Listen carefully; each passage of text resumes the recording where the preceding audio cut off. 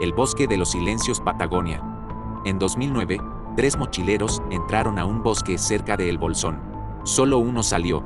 Dijo que al atardecer, el bosque se tragó el sonido. Y después, empezó a escuchar las voces de sus amigos, desde todos lados.